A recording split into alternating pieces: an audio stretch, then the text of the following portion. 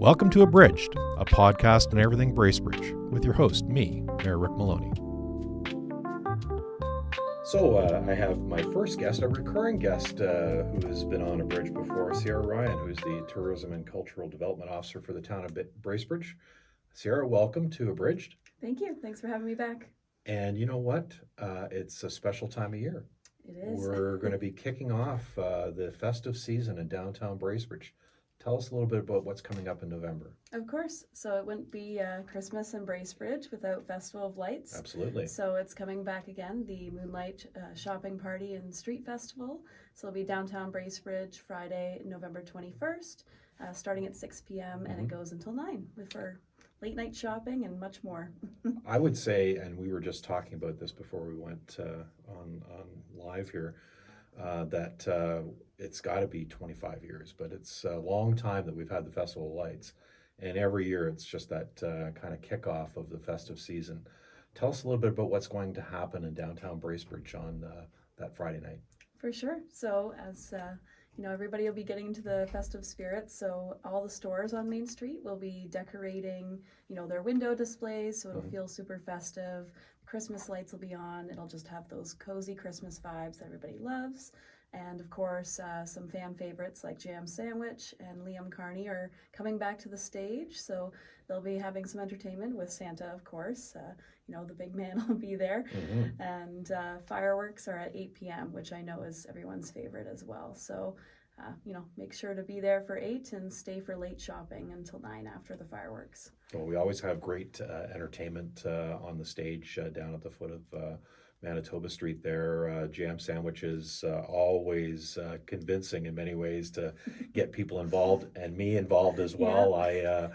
I will probably be lured into helping out with the 12 Days of Christmas again. But, you said our stores are open. This is the first real kind of kickoff to get your Christmas shopping going too, eh? Exactly. So, we recommend everybody goes to check out the stores, and there's even Elf on the Shelf kind of contest going on. So within different stores on Main Street, there might be a little elf hidden somewhere in a store, and when you find it, you can record the name and fill out ballots and have a chance to win some Shop the Bridge gift cards, which is great as well. So that kind of encourages people to go around the stores, find those.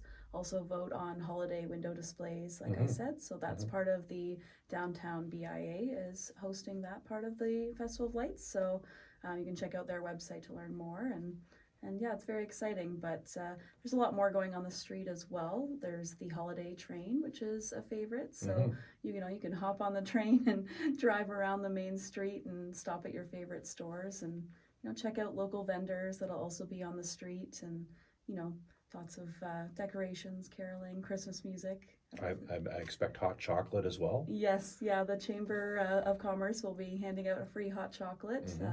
So, if it is a little chilly and feels wintry, you can warm up with some hot chocolate while you shop. So what time does the activities start to get underway? It's really family focused, so we time it so that everyone can enjoy it and still get home in time for their bedtime, which for me is like 8 o'clock. But anyway, tell us a little bit about the timing of the event. Yeah, so it starts at 6 p.m., so make your way downtown then. Liam Carney will be on stage first, and then Jam Sandwich will kind of go on stage around 7. And just before 8 p.m., we'll have Santa come on stage and yourself, most likely, and count down the fireworks, which start at 8. And then we'll have some more entertainment, and Santa can go around and take pictures with families and children. And then, we'll have some late night shopping till 9 p.m. And that holiday train, this is the second year for the holiday train? Yes. It was a really, really successful, kind of feature that we had last year. There were people, and the train plays Christmas carols as it drives, and it's all lit up, and people are enjoying that. That's pretty cool kind of feature there, right? Yeah, the children love it, and I've seen some adults love it too, right? Yeah. So you can hop on and check out all the different festivities and then come back. And of course, too, there will be a toy drive there, and the fire truck is always lit up and on display as well. So there's some classics that are coming back again. Our Bracebridge Fire Department does a great job in decorating the one of their ladder trucks up and having it there, and of course, kids love fire trucks, so The BIA does a great job. This is done in conjunction with the Chamber, the BIA, the town of Bracebridge, everyone pulling together. As you said before, this is a great way to start your Christmas shopping. The Shop the Bridge gift cards, that program. Tell us a little bit about that and how people can be involved with that. For sure. So there is a website you can either pick up gift cards. They make a great Christmas gift, or you can pick them up in person in select stores. That information's on the Town of Bracebridge website. But you can get a gift card if you don't know what to get somebody. The Shop the Bridge card works at a variety of businesses across Bracebridge. So you can pick one of those up and give it to somebody if you're a little hesitant to want to get, and then they can pick it out for themselves. But it's a great program, and like I said, you can win some Shop the Bridge gift cards through those contests, the Elf on the Shelf and the holiday window displays. So yeah, it's a great thing to have here in Bracebridge for sure. For sure. And the Festival of Lights, of course, the Santa Claus Parade as well is another major event downtown. It really kind of kicks off the kind of special season that we have, and our downtown is just Norman Rockwellian perfect for photos. It's just the perfect downtown of the Christmas season, and really, really proud of our downtown and what we do. And the Festival of Lights is one of those great events that kicks off the season. Maybe a little bit of plug, just a reminder, in the new year, we're going to have Fire and Ice. So what's the dates of Fire and Ice?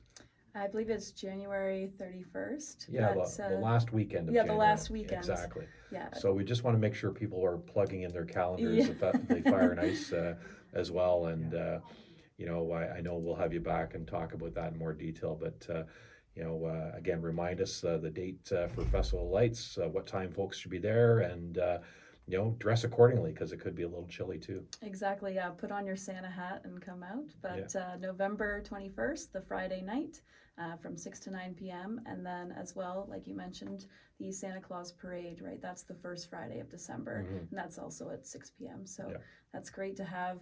Bracebridge is, I feel like, pretty iconic for Christmas and holiday events and winter events, like you mentioned, Fire and Ice. That tube run down Main Street, it's the only one that I know of, and it's a big draw for the community. Yeah, and talking to the folks that are building our new band shell, certainly by the parade time, we're going to have the band shell all finished up and buttoned up too. So it's a really exciting season, and really kind of kicks us off into the Christmas spirit for sure. Yeah, it does. Thanks, Ciara, for joining me today, and look forward to having you back again. We can talk more about Fire and Ice. Perfect. Thanks for having me. Yeah, take care. Thanks.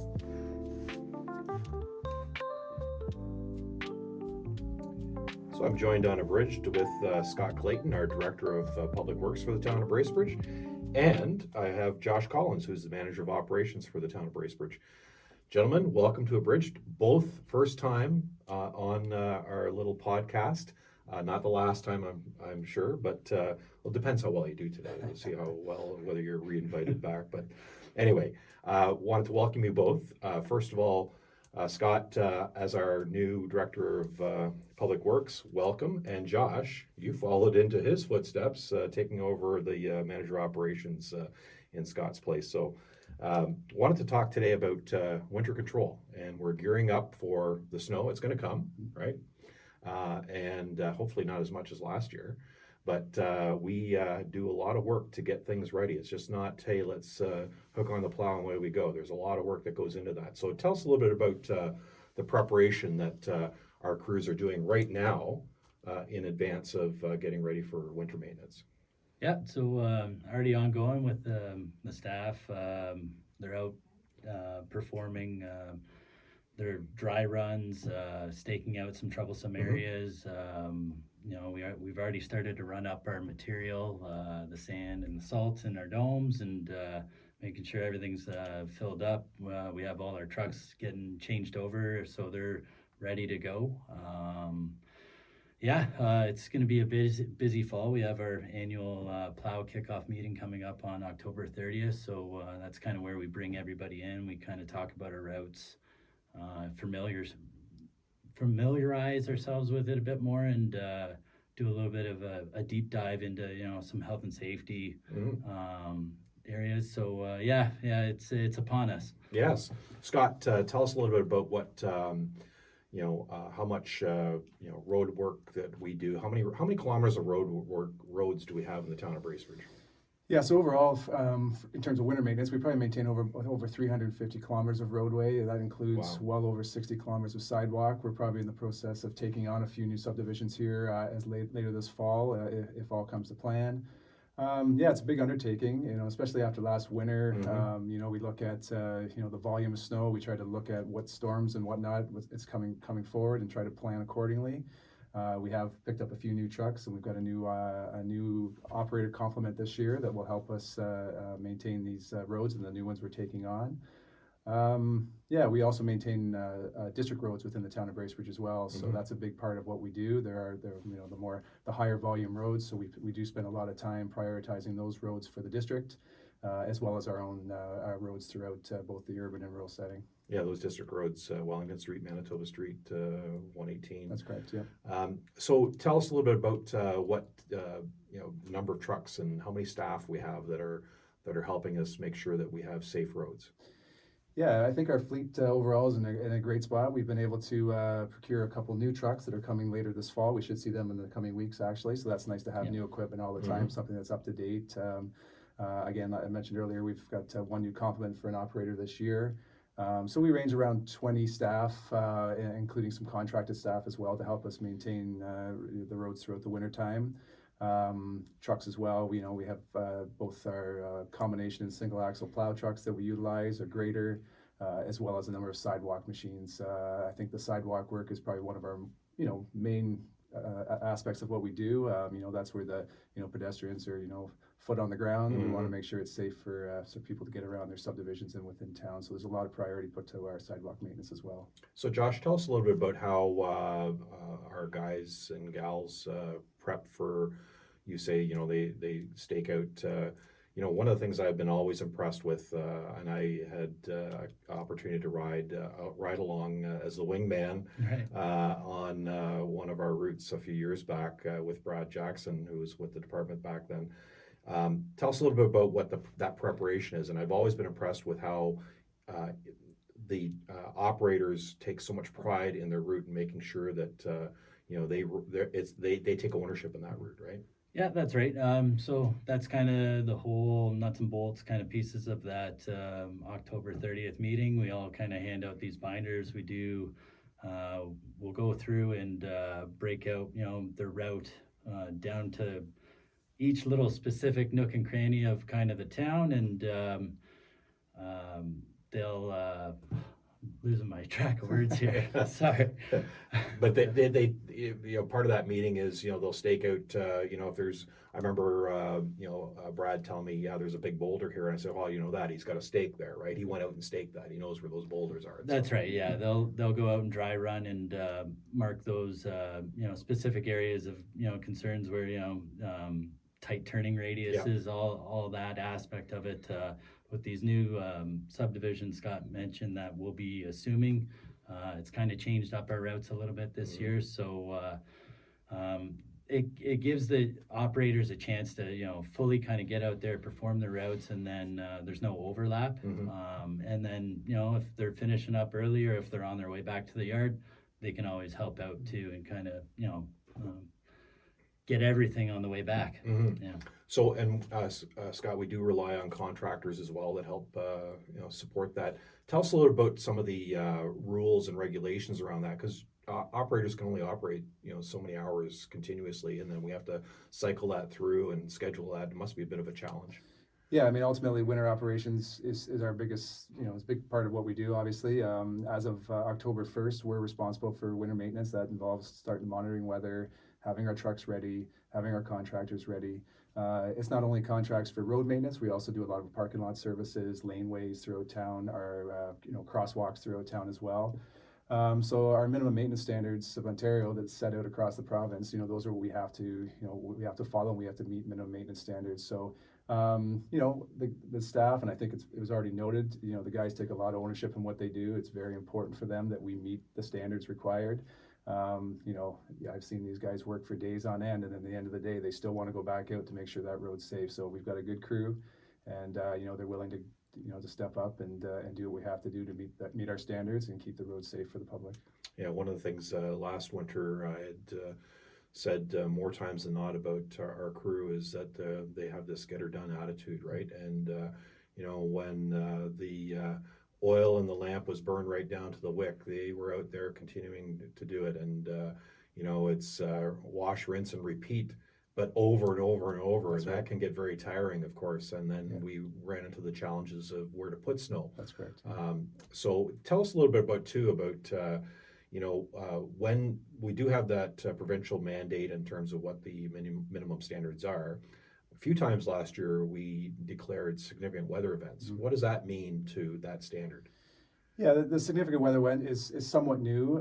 It's a way for a municipality or the town of Bracebridge, if we weren't able to meet the standards due to the significant amount of snowfall, an ice storm, something that was kind of over the normal realm, it gives us an opportunity to declare and then give us an opportunity to bring that road back into compliance or bring that sidewalk back into compliance. So it just allows us a bit more time if we've, breakdowns or just again the conditions that we're dealing with. It just allows us a bit more time. We have to declare it has to be publicly declared, and then we have to work to bring those roads back into compliance within a specific amount of time after the end of the storm. Yeah, Josh, we're always conscious as a community about the environmental impacts of what we use and how we do it. Tell us a little bit about some of the ways that we're managing that to be smart about salt and use the proper kind of application at the right time.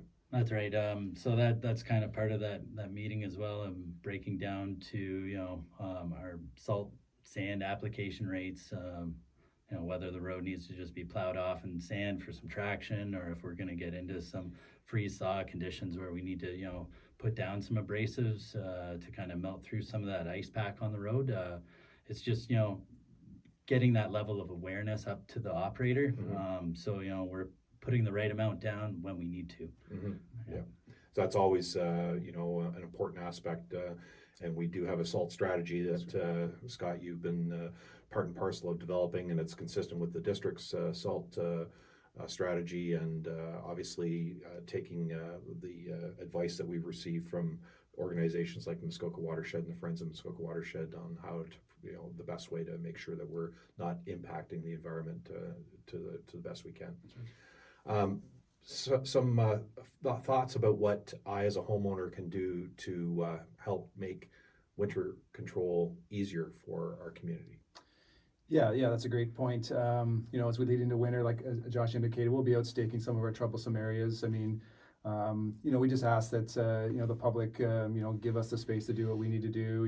Those basketball nets or those garden gnomes or some of the garbage containers that are left out along the edge of the road, if they can make sure they're pulled back kind of out of the way so that we're not damaging them or affecting our operations. I think just the patience too as well, depending on what winter storm brings or what the weather is, our guys are they're performing the service they have to perform, but it does take time. And I know this past winter was a big test, the volume of snow that we received, the snow removal operations, it just takes time. So we just ask for the residents' patience, allowing us to do our job. And again, I'll note that we have a crew that is here to get the job done, and they'll be here every day doing it. And part of that big help is ensuring that you're not parking on our That's roadways. correct. That's correct. Yes. Yeah. Yes. Yeah, correct. Yes. So that comes in effect in terms of the parking piece. I think it's October 15th. Yeah, October 15th. Yeah, so it's in effect. Yes. Yeah. Okay. Well, thanks for sharing about that. I wanted to just kind of turn a little bit as the Director of Public Works. You have also have a responsibility of Bracebridge Transit. And there's something new coming afoot and making it easier for folks to get their card loaded up. Tell us about that. So exciting. I mean, transit has been moving along over the years. That's a nice pun there. Yes, moving along. moving along. That's right. Yeah. Good. I think during COVID we took obviously there was some time, there's some restrictions using the transit, but we're consistently every year building and how many people are using the Wave or our various transits. Easy used transit is coming forward here in the coming weeks. This allows transit users to download the proper app. They can load their cards online. It's an opportunity. You don't, as much as you love coming to the Sportsplex and the town office, but you won't need to anymore. You can actually load online. Wow. Keep track of your current accounts. If you, for some reason, lost your card, you'll be able to, you'll still have that account. You'll be able to just reload a new card. The one thing I'll say with it is a lot of users probably have an older transit card. We're offering currently, if needed, to update their card at free charge currently. That's only going to be for a short period of time. So for those that don't take advantage of that right away, there will be a $5 cost in the future to update the card to the new system. So if you have the older card, it will not allow you to do the uploads. You need that newer card. We're doing that. There's a grace period right now where you can get that card no charge and then take full advantage of the loading up card app through the app. When is that supposed to be launched? When are we be able to take advantage of that? I would suggest we'll see that early November. Okay, Yeah. good. And, Bracebridge Transit is a great way to move around town in the wintertime when you don't have to worry about driving your car and sweeping off your car and right. making sure your car is off the road and things like that. So, again, another opportunity to get around our town without too much impact on yourself as well. Want to thank both of you for coming in. You've passed the test, so I'm going to invite you back again. That's great. And look forward to having a conversation again at another time about public works and operations. We've had a busy year with road maintenance, coming up to a busy year with winter control. And let's just have fingers crossed that we get a little bit better of a winter from Mother Nature this year. I agree. Yeah. Thanks for coming in, guys. I appreciate it. Thank you. Thanks. Well, we have a guest with us today that's very familiar to the town of Bracebridge, and it is Steve Rettie, our CAO. Steve, welcome to Abridged. Well, thanks for having me, Rick, and being the head of your administration. I'm happy to be on your 12th episode. Glad you finally invited me on. Well, I guess this is the 1 year anniversary, we'll call it that, Okay. Steve. So I guess an important one. a special guest for that as well. Obviously you're the Chief Administrative Officer for the town of Bracebridge, and a very significant role, an important role. But you're also a board member on our investment board, One Jib. Really kind of a unique opportunity that has, been offered to us over the last half a dozen years or so. Tell us a little bit about, first of all, what is One Jib, and then how did we get to the point of being able to leverage our municipal dollars into an investment board? Yeah, so we get caught up in acronyms in municipal government all the time. So JIB actually is a joint investment board. The kind of history behind it is that the province, to protect municipalities from getting into risky investments, really cornered what they could invest in. And they largely only allowed Canadian investments, GICs, very kind of I'd say risk-adverse stuff. Low yielding. Yeah, very low yielding, risk-adverse stuff. And what that did, in effect, was took out one of the major principles of investing, which is diversification. So municipalities lobbied for years to the province to allow broader investment portfolio options.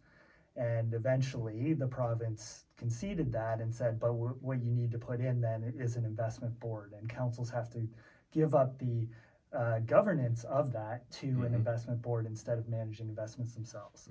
For a municipality our size to participate, we had to jointly establish a board with other municipalities. And the board has to be made up of non-municipal, except for treasurer members. What we did... So there's no elected officials on this? No elected officials on it. You're allowed a municipal treasurer, and then people with investment backgrounds, and it's a skills-based board. So for us to establish the board, municipalities had to get together and do that. And so proudly, there's 3 Muskoka municipalities that were founding members of the first ever joint investment board, and then 3 others, Kenora, Innisfil, and Whitby, that joined Huntsville, Muskoka, and Bracebridge. So how many participating municipalities would be part of the One Jib? So I think we're up to 18 now. There might be 15 approved and then 3 more that are pending approval right now, and managing almost $3 billion in assets now. Yeah. I know that some major municipalities, Durham Region, for example, I believe, is a major investor into One Jib. that came on recently within the last year or so, and really up that portfolio of the value of the portfolio. Yeah, for the sure. addition of Durham Region, I think they put in $1.8 billion in investments. And it really changed the game for our investment board and how we had to manage these things because it's just such a large amount. Yes. And so we brought on what's an OCIO, another acronym, an outsourced chief investment officer. Mhm. That's done through RBC. And really kind of allowed us to put that component of the investment management outsourced and allowed us to focus on just the governance of it. Mhm. The great thing about the board, though, and the joint investment board is you can be as big as Durham Region. We have a municipality, Niebing, Ontario, which is just outside of Thunder Bay. I think they have like 2,000 people, Mhm. and they have the same access to the same diversified portfolio Mhm. as Durham Region. Mhm. And so it really allows small municipalities to get the same sort of yield and return on their investments. And each municipality has developed their own kind of, well, I guess maybe you can answer this for me. The policies around investments, and they can be, I guess you want to be very socially conscious when you what you're investing in and things like that. So each municipality has a policy around that. Tell us a little bit about what kinds of things we're investing in and what we're avoiding not investing in. Yeah, so the governance of this, really exciting stuff. Policies are established by the council, and every council has to establish its investment policy statement. And then the investment plan is developed by the board. The policy will include stuff like ESG, another acronym, environmental, social, and governance type investing. And so these make sure that investments are aligned with the values of every municipality, and you can set those sorts of things. So there's, it's very kind of environmentally, socially sensitive investments to make sure that though we're invested worldwide, they're always in socially acceptable portfolios. And managed within Canada. It's like we're not. Yeah. There's no management that's happening outside of the borders of Canada. No, the OCIO is, like I said, RBC, Royal Bank of Canada. That they're domestic, but we own and have holdings now worldwide, Yes. and that really allowed for that portfolio diversification. Mhm. Canada, as great as we are economically, largely are rocks, trees, financials. Like those are the sorts of companies that operate in Canada, and so you can't properly diversify a portfolio unless you go worldwide. Yes, for And so sure. we're allowed to do that now, and it's really helped our returns. And RBC is that Canadian kind of Yeah. foundation piece to the investments. Yeah. So, obviously a great opportunity. You're able to invest, get pretty significant returns. How have the returns been? So Bracebridge, so we started 5 years ago. Yeah. We just passed the 5-year mark. Bracebridge initially put in $5.6 million. Actually, I wrote it down. Make sure I You got get the numbers right? Yeah, because I checked it this morning. So we have 8.9 million right now. In that $5 investments. million investment is up to $8 million. So we've made 3.3 million return in 5 years. That is an average of, well, it's 59% over the 5 years, so 11.8% per Wow. year on Wow. average. It's And just been incredible. It's a game changer, especially as you pointed out for small municipalities, not unlike Bracebridge. So, how we've been able to turn that, positive investment into something that allows us to offer better service, more amenities, keeping taxes low. How does that all play out? Yeah, so any investments of this nature are long term. Yeah. As we've become more sophisticated in understanding our capital asset requirements, we've really kind of built out an exhaustive capital plan at the town. And through that, we've realized that there's a lot of costs that we need to be rehabilitating all of our infrastructure.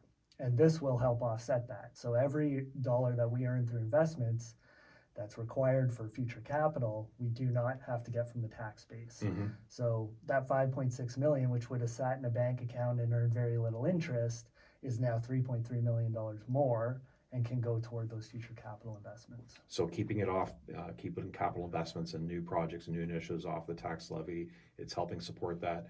It's allowing us to use other sources like grant money from the province, to knowing that we have a very solid investment with great return, maximizing those grant monies as well to and bring forward projects that maybe we wouldn't have considered, given the fact that we have a pretty good financial kind of foundation.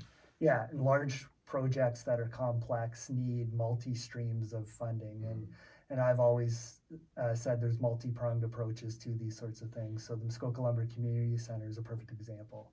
It is funded through debt, it's funded through development charges, it's funded through taxes, it's funded through donations, and investment earnings. Not so much because there wasn't that investing capacity before, but future iterations of this or future builds of infrastructure in Bracebridge will be able to be funded through these investment earnings.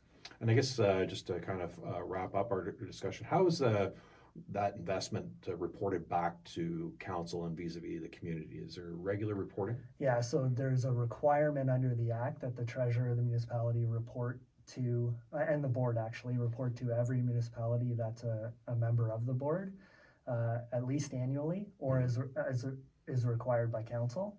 Our council receives it annually, and it's usually in March of the following year. But we get regular reporting at the staff level.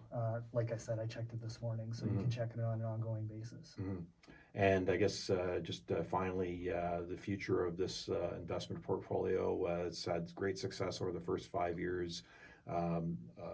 Interest in new members, new municipalities coming on board. I think you mentioned there's 18, maybe 3 are working through that process right now. Yeah, all big and small. Another Muskoka municipality is actually looking at it and recently passed their bylaw.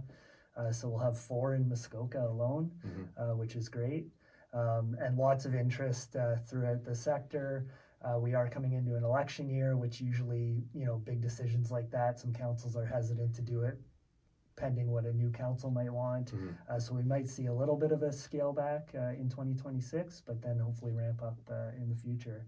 There's no reason that every municipality can't participate on this board. Yeah, it's a great news story.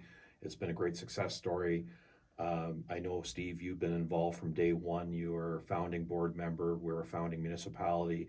But also your expertise has been one that has helped guide the initial stages of this development of this board. I wanted to thank you for that involvement. We're very, very fortunate that, first of all, Bracebridge has been a founding member, but secondly, that we're very actively involved in the kind of governance of this investment board, and a lot of that rests on your shoulders, so good job. I appreciate that, but it also takes the support of council to take that chance.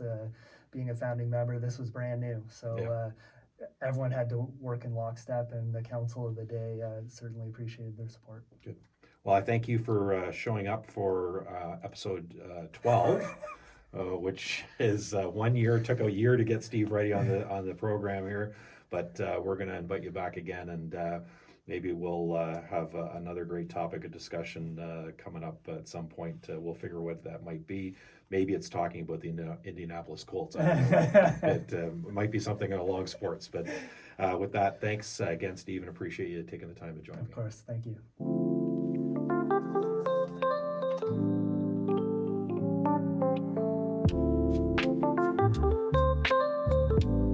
That's a wrap on this episode of Abridged. Thanks to my guests for taking the time to join me today. This podcast was produced in the Dr. Ted Joe recording studio at the Colson Family Bracebridge Library. Thanks for listening, and be sure to join me on our next episode where we talk everything Bracebridge.